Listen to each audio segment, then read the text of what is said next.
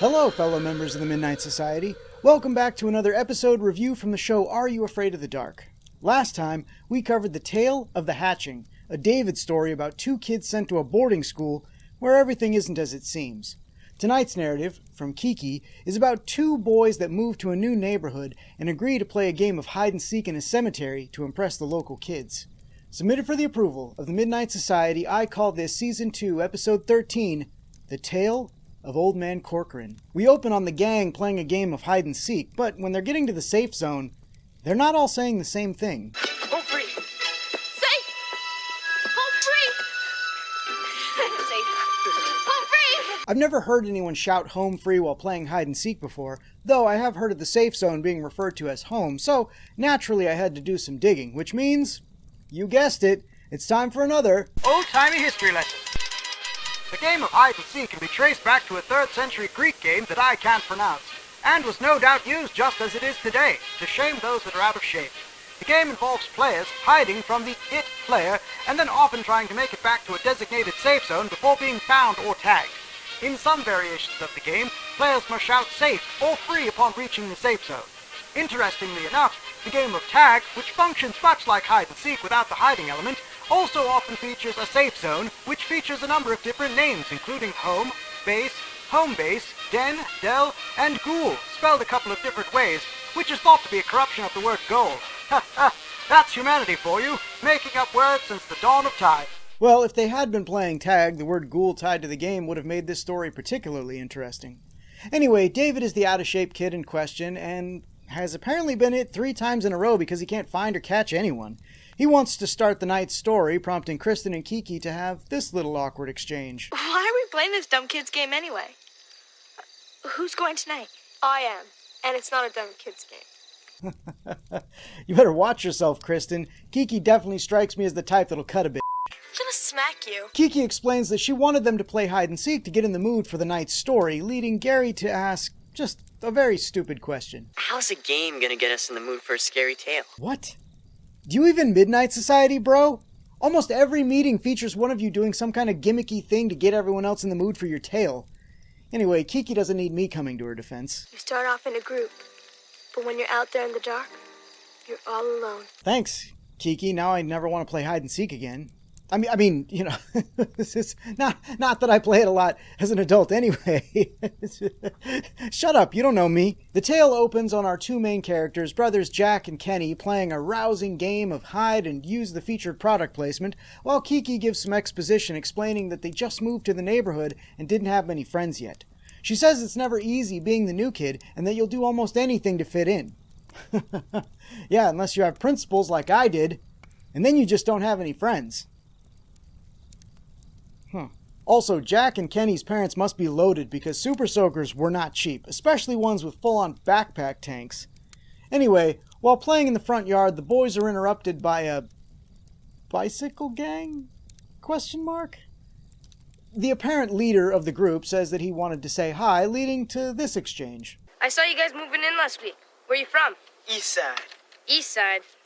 Nice neighborhood. Toughest in the city. What is happening here? Not 10 seconds ago, Jack was giggling up a storm with his super soaker, and now he's trying to represent like he lives that thug life. Jack! Say uncle! Jack, look!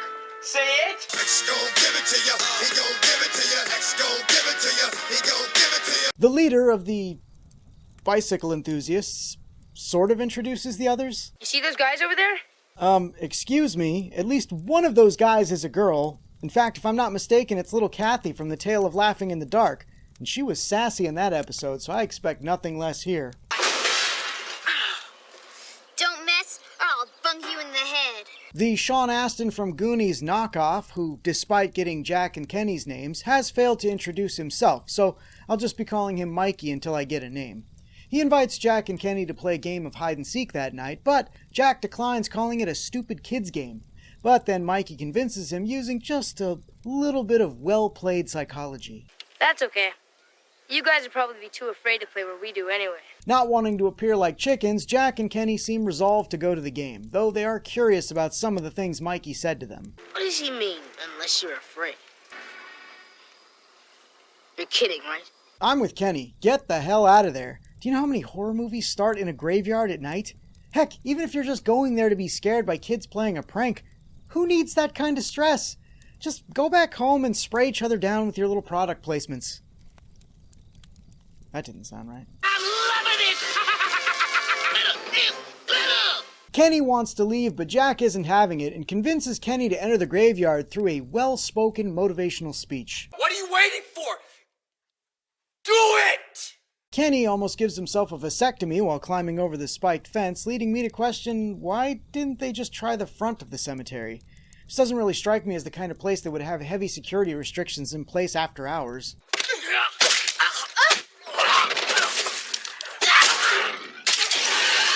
Also, can we talk about the fact that Mikey said they play behind the big gates? You're not at the big gates, ergo you two are in the wrong place. He also said to meet them at sunset, and it looks well into the night when you two arrived, so clearly you're late and probably missed all the fun.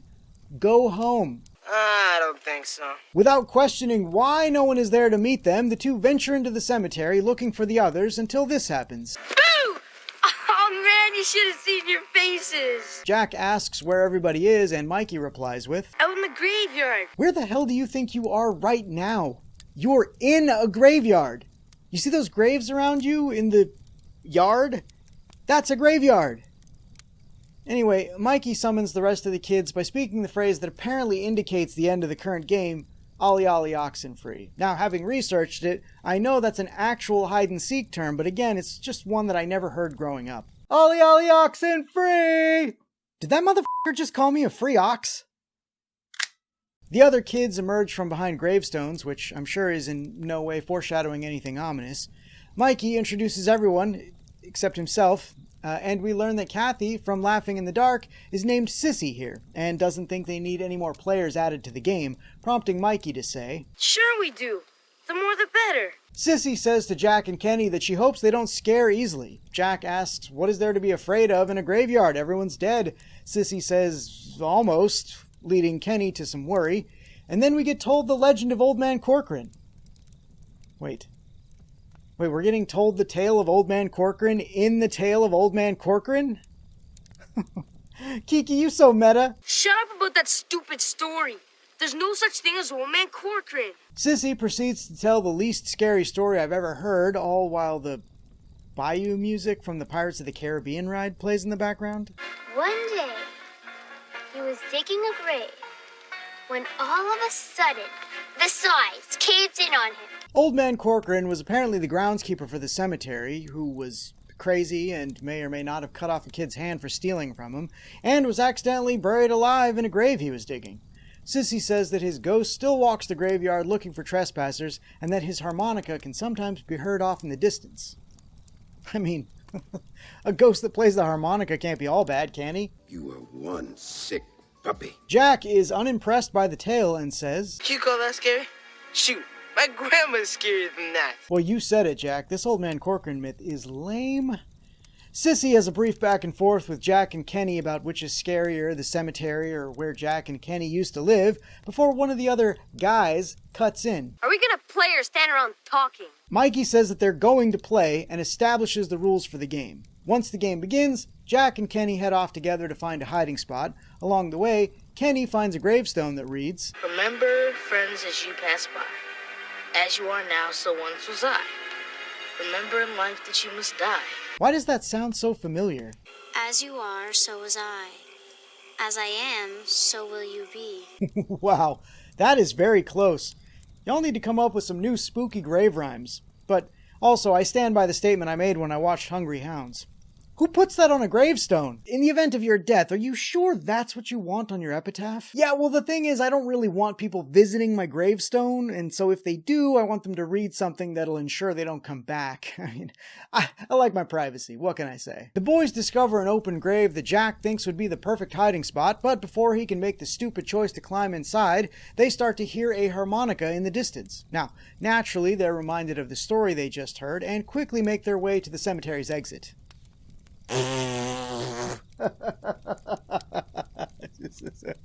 No, they absolutely head towards the sound. On the way, Kenny even asks if it could be Old Man Corcoran, but Jack thinks that it's just the other kids trying to scare them. And I mean, look, that's a valid point, but why risk it? They come across a cabin in the woods?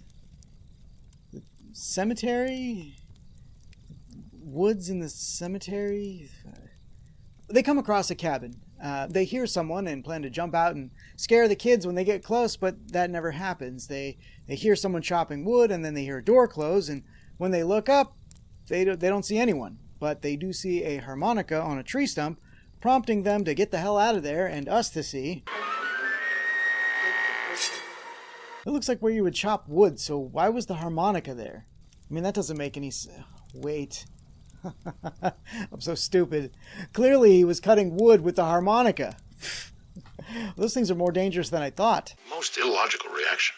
Jack and Kenny make it to a clearing, but then this happens. Wait, Old Man Corcoran is Giles from the Tale of the Hungry Hounds?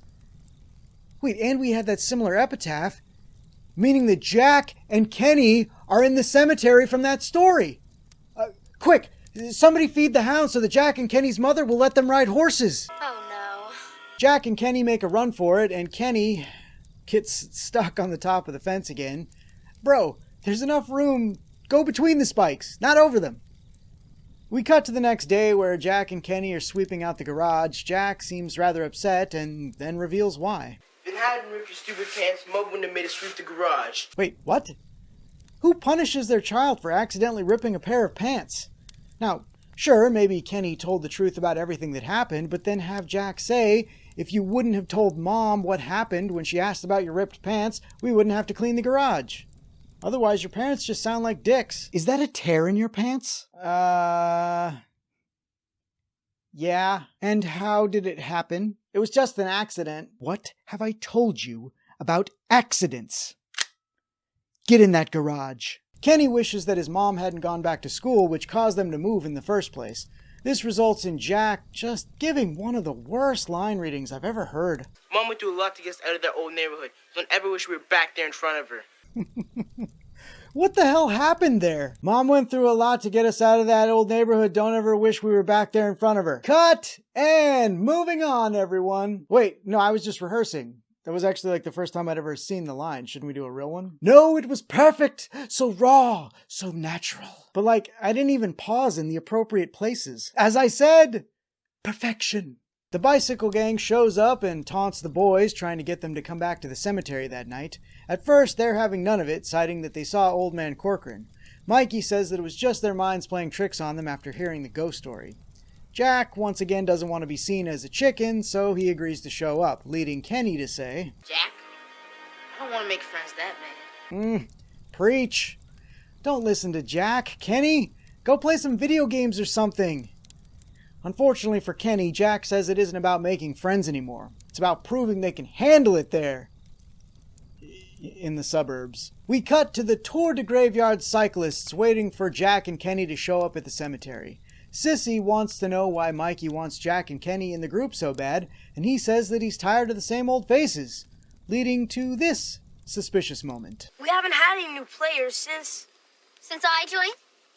And you said after me there wasn't going to be any more. Jack and Kenny arrive and are told that they are it for quitting early the night prior. They count to 10 and then begin searching for the others. They see one of the kids and peek over a gravestone that reads, Ron Oil, we love you, which I assume is a cheeky reference to frequent Are You Afraid of the Dark director and director of this episode, Ron Oliver. While looking at the kid, a fog rolls in and the kid disappears. Jack is at first irritated because they aren't finding anyone until he hears a familiar sound prompting, Listen. Hear that? No. It's Old Man Corcoran. Come on. You were terrified of this guy last night. Why are you now acting like you just heard music from the ice cream man down the street? The ice cream man is coming! The ice cream man is coming! Kenny, being the voice of reason once again, suggests that they get the others and go to the cabin together. But, with absolutely no evidence to back it up, Jack thinks that the old man will be gone if they do that. His plan is to steal Corcoran's harmonica to prove to the others that the ghost is real and that he is brave. Nice knowing you, Jack. They find Old Man Corcoran chopping wood. He starts to walk away, leaving his harmonica behind. The boys slowly approach to grab it, but then this happens. Corcoran plants his axe in the tree stump, grabs his harmonica, and somehow doesn't see the boys sticking out from the very low obstruction. After Corcoran leaves, Kenny wants to go get the others, but Jack wants to head inside the cabin and get the harmonica. Kenny finally takes a stand by walking away to get the others, leading Jack to say, If I die, it's his fault. No, it's your fault, idiot. Anyway, Jack sneaks into the cabin like a ninja. Oh. Like a very talkative ninja. Oh. Jack investigates the cabin until the door slams closed behind him. He tries to leave, but finds it locked, and then pretty much every scary thing that could happen to you when you're locked in a dark cabin does, including a jump scare from Kenny, who got scared and came back. Kenny reveals that he found the harmonica, and this leads to the best moment in the episode. Well, I'm not holding a flashlight. Dad? Give me my harmonica. Jack and Kenny make a run for it until they fall into an open grave. They find Sissy inside, and she's insistent that they leave. She claims that she doesn't want them there, and frankly, I'm starting to suspect she has ulterior motives for not wanting them around. After they leave, Kenny sarcastically says, Sorry, didn't see a name on it. We'll look a little closer next time. Yeah, that's not good. The boys are then startled by Mikey, who is also hiding in an open grave. He tells them to come hide with him and that it's the perfect place where no one will ever find them. Before the boys can react, though, Old Man Corcoran shows up, grabbing his harmonica and asking what the boys are doing there. Kenny says that they're playing hide and seek, to which Corcoran responds, In a graveyard. Just the two of you. Kenny says that they're playing with their friends and begins naming the kids, including Mikey, whose real name is Marshall McLean. This leads to our big twist reveal. All those kids are dead and buried. We see on the gravestone behind the boys a picture of Marshall and his name and date of death, leaving them in stunned silence. Of course, Corcoran has to get a solid one-liner in before the story ends. What's wrong with you two? You look like you've seen a ghost. The tale ends with Kiki asking if anyone wants to play the dumb kids game again, to which everyone starts shouting not it, making Frank it. But there's also something odd here. Gary never says not it, nor do they ever show a close-up on him or a group shot featuring him at the end. He was at the start of the episode, so I guess the only takeaway here is that Gary's actually a ghost who haunts the forest and disappeared when Kiki's story got a little too close to home. It explains his ability to scare people. Jeez, you scared me. Now for the review. This episode was pretty good, I think. Though, I actually think it's better after you know what the twist is. And don't worry, I'm not going to leave you hanging. I'll explain why I feel that way in a bit. I didn't find this one all that scary. But, I mean, it does have some great settings and a pretty sinister twist that make up for the less than stellar acting. Well, kinda. As always, the cemetery setting is great here. They always bring the right atmosphere with the cemeteries, filming at night, adding in the fog, the aged look to everything, which, I mean, now that I'm thinking about it and considering the fact that Old Man Corcoran is not actually a ghost, just means that he's a terrible groundskeeper. I mean, seriously, that place looks like it hasn't seen a good mowing since Marshall McLean was buried there. What I enjoy most about this story is that once you know what's going on, if you rewatch it, you see the characters in a completely different light. Sissy isn't really a jerk who doesn't like outside kids. She's a ghost who knows Marshall's plans and doesn't want to see Jack and Kenny killed. Marshall isn't a friendly guy who wants to add some friends to his bicycle gang, but a jaded ghost who murders children to add some fresh faces to his never-ending game of hide and seek.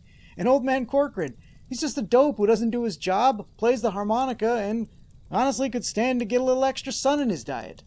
It's all really well written. Oh, yeah? Yeah. The episode is more conceptually scary than it is in execution. They rely on a handful of jump scares that just don't really do anything for me. This episode definitely wouldn't have scared younger me, but it would have made me start doing background checks on friends before meeting them at night to play outdoor games. The acting in this episode was meh. I think Kenny was the standout, and I enjoyed his delivery and his range of emotions that we saw throughout. Jack, on the other hand, just felt like he was reading off cue cards the whole time, and I just never bought his tough guy facade. Sissy was decent. I mean, she brought the same fire that she did in Laughing in the Dark, though her scary storytelling abilities are extremely lacking. Marshall was good. He plays the kind of friendly kid who's also kind of a bully really well, and I mean, there's moments where you can see his malintent in his subtle facial expressions. The rest of the kids have very little presence and aren't really worth discussing. Ready? Go! There's only one adult in the episode, and he has so little screen time, I find it difficult to rate him. He has like 2 or 3 lines, and while he physically looks creepy, he doesn't really get to do much as far as performance, though based on his appearance as an angry ghost in the Hungry Hounds, I can't imagine it would be great. That ain't very funny. I'm so torn on this one, Kiki. While I appreciate some of the story elements and the settings, I just found the acting and the scares lacking. I'm going to extend the same courtesy that I have to Gare Bear in the past when I've been on the fence about some of his stories and say that The Tale of Old Man Corcoran meets the approval of the Midnight Society, but just barely. The Midnight Society members poll on this episode completely disagreed with me, apparently loving this tale with almost 100% of the vote being approval. Stop sucking up to Kiki, everyone! She's not actually going to cut a I hope. Yeah, well, we're not chicken, are we, Kenny? No. I wanted to thank the following Midnight Society members for participating in this video's poll. Unfortunately, I've made a horrible discovery. What can I say about Anthony, Dan, Kyle, Wendy, Ryan, Twyla, Bernie, and Brooke that hasn't already been said? Spencer, Heather, Mark, Jason, Ann, Marty, and Adam were just so young. Why? Why did Akila, Eric, Tommy, JM, JT, Doug, and Andrea have to be lured to their deaths by a game of hide and seek? Adam, Paul, Ronnie, Seneca, John, Kenny, and Victoria didn't even want to be there in the first place. Chris, Amber, Paula, Lauren, Matthew, Tanisha, and Josh were just happy playing with their overly expensive super soakers. But Allison, Sarah, Robert, Matt, and Jesse just had to prove to Marshall that they weren't afraid. Oh. And now they're all a part of the problem, luring in other innocents like Brendan, Eric, Adam, and Chelsea to their doom. It's just not fair. What did you all think of Kiki's story? Did you see it as a kid? What were some of your favorite tales from the series? Let me know in the comments below. Just a quick heads up, everyone, I will be taking September off to work on a collaboration video recapping and rating all of Season 2 with my buddy Adam, who also does some very funny Are You Afraid of the Dark content. Go check out his channel and watch our Season 1 collaboration using the link in the description below. I'll be back in October with what I consider the perfect episode for Halloween, The Tale of the Midnight Ride. Until then, are you afraid of the dark?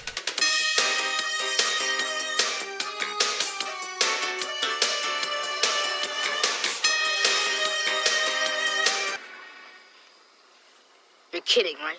Thanks for watching, everyone. If you enjoyed this video, please consider giving it a like and a share. Be sure to subscribe and click that bell icon to be notified when more Midnight Society episodes go up. And we've got some other fun, nostalgic shows on the channel, so stick around, you might find something else that you like.